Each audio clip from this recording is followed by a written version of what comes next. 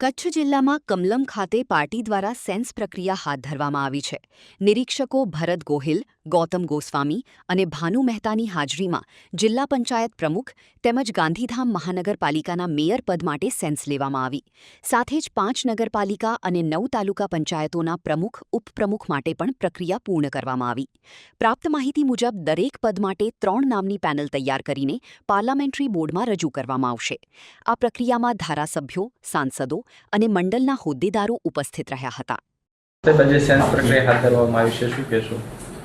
આજે ભારતીય જનતા પાર્ટી કાર્યાલય કચ્છ કમલમ મધ્યે તાજેતરની જે સ્થાનિક સ્વરાજ્યની ચૂંટણીઓમાં ભારતીય જનતા પાર્ટીનો ભગવો લહેરાયો છે.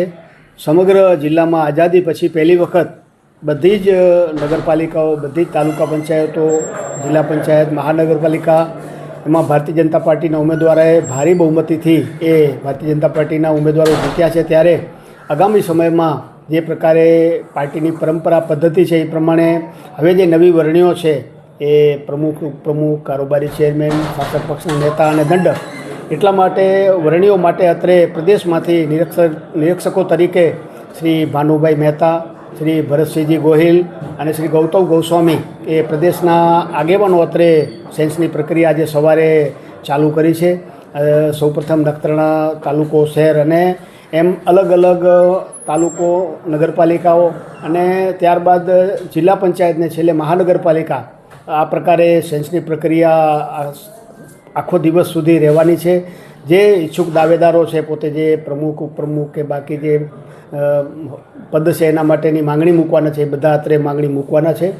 પાર્ટીમાં લોકશાહીમાં બધા જ લોકોને પોતાનો હક મૂકવાનો, પોતાની માંગણી કરવાનો અધિકાર છે. એનો એ બધા જ જે ચૂંટાયેલા પદાધિકારી પોતાની માંગણી કરશે.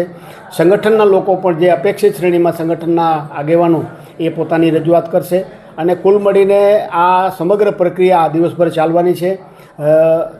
ત્યારબાદ અમારે જિલ્લાની સંકલન મળવાની છે. અમારા સ્થાનિક ધારાસભ્યશ્રીઓ, અમારા સાંસદશ્રી, મહામંત્રી, પ્રમુખશ્રી, પ્રભારીશ્રી બધા જ મળીને આખી અમારી જિલ્લાની સંકલન થશે. એમાં જે 3-3ની પેનલ બનશે એ અમને જ્યારે તારીખ નથી મળી હજી, પણ તારીખ મળશે ત્યારે પ્રદેશ પાર્લામેન્ટરી બોર્ડમાં અમે એ નામોની યાદી લેશું અને ત્યાં પ્રદેશ પાર્લામેન્ટરી બોર્ડમાં એ બધા જ એ યાદી ફાઇનલ થઈ અને નામોની ઘોષણા થશે.